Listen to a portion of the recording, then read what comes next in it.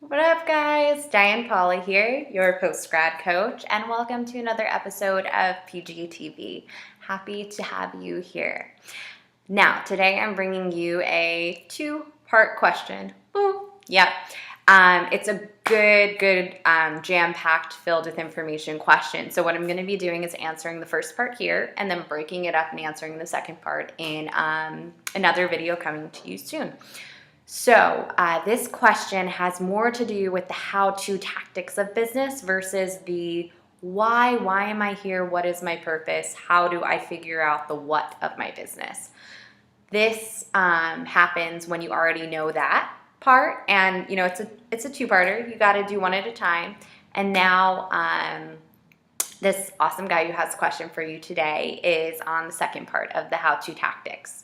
So Nabil, who I had the pleasure of meeting recently in New York City, asked an awesome question. He's in the process of, becoming a coach himself, and he wanted to know, is it better to do one-on-one services or group services? And what do you do when you have all of these ideas on how to serve people because you're so excited about it, but you don't know how best to deliver the content?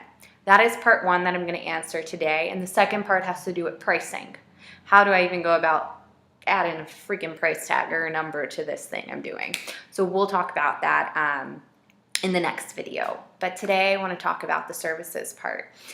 So the best advice I can give you right off the bat is you have to practice. I don't care if you have an online business up already, if you've launched already, you gotta get out there. And it's scary. Trust me, I know I did this, but if I just stayed typing behind my computer all day, not talking to anybody, and I mean, you can talk to people online too. You don't necessarily have to shut off the computer. You can engage on social media. It just means switching your mindset from being passive to active. And that's the best way to test out if you're better at doing one-on-one delivery, me and you just talking like this, or in a group concept. And it doesn't just depend on what feels better, what you're better at doing. It also depends on what you like. And this means you have to zoom out and see the bigger picture of what you're delivering and what you're bringing to the world. Do you want to have a smaller, intimate service where you really pour all of your heart and your energy and your time into engaging with one-on-one clients individually? Because it does take time. You've got to really be invested in their lives. Maybe I want to engage with people one-on-one, and something to note, that's going to take up more of my time. So maybe I need to charge higher prices if I'm going to be doing one-on-one services. Do I feel comfortable with that? And this is totally going to relate to Nabil's second twofer part of this question next week. Or when it comes to the group aspect, a lot of people go this route because they feel more comfortable talking to, a few people all at once, and that's totally okay. But they also are delivering content that they feel is so much bigger to them. They've got this energy and this anxiety around, I've got to deliver this to as many people as I can. And, for that kind of format, to get a lot of people engaged at once, it's not going to take up as much of your time because you hit all of these people all at once.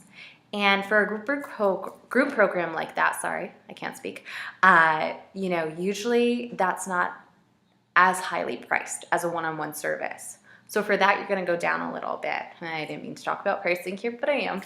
And you're going to have a reasonably adjusted price amount for people to enter into a group program. So maybe it's going to be more content at a lower price to get a bunch of people in versus intimate one-on-ones at a higher price each because it takes up more of your time. So that's something to consider too, not just, what you're good at or what you like doing. And the best way to do this, again, is to practice. Go out there, have a free Google Hangout. Say, hey guys, you got some questions? I'm thinking of being the life coach. Let me answer some of your questions. Let's get on a call. And if you find that it's too much to focus on all these people at once, hey, maybe that's not for you, and that's okay.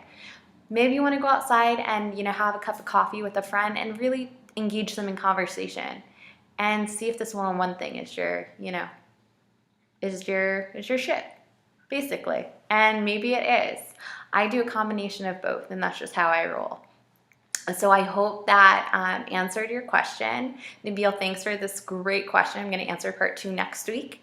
And, let me know what you think, and let me know what you're doing. So again, don't forget to tweet to me at wine _peace_love if you want to connect and engage on Twitter. You can always email me at postgrad@postgradolessons. And if you decide to tweet about this, use the hashtag. I really got to get better at doing this symbol. Unlimited. Cheers. Talk to you guys soon.